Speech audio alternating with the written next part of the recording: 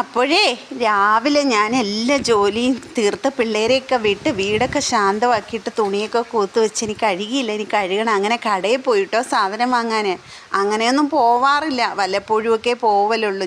എനിക്കിഷ്ടമില്ല. അപ്പോൾ റോച്ചാനെ 2 ഷർട്ടൊക്കെ വാങ്ങിക്കണമായിരുന്നു. അപ്പം ഞാൻ വെറുതെ കൂടെ പോയി, വിളിച്ചപ്പോൾ അങ്ങ് പോയി വന്ന് ഇനി ഒരുപാട് ജോലിയുണ്ട്. കോഴിക്കൊക്കെ തീറ്റ കൊടുത്ത മിറ്റം ഇന്ന് തൂത്തില്ല, മൊത്തം കരിയില വീണ് കിടക്കുക. തുണിയൊക്കെ കഴിയണം, വീട്ടിലെ ജോലി ചെയ്യണം.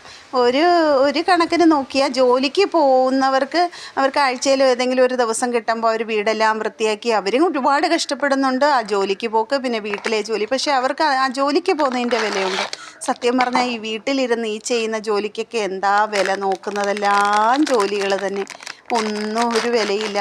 പക്ഷേ കഷ്ടപ്പാട്, നമുക്ക് നോക്കുന്നതെല്ലാം ജോലികളല്ലേ മൊത്തവും.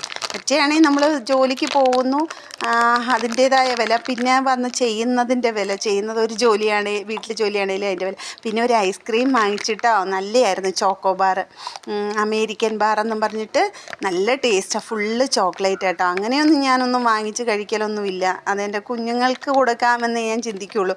ഇതിപ്പം ഞാനങ്ങ് വാങ്ങിയതാണ്, കാരണം അവന്മാർ, ഞാനിപ്പോൾ എനിക്കെന്നും പറഞ്ഞ് ഞങ്ങൾ 2 പേർക്കും വാങ്ങിച്ച് ഞാൻ 3ാമതൊരെണ്ണം വാങ്ങിച്ചാലും അവന്മാർ തന്നെ കഴിക്കും.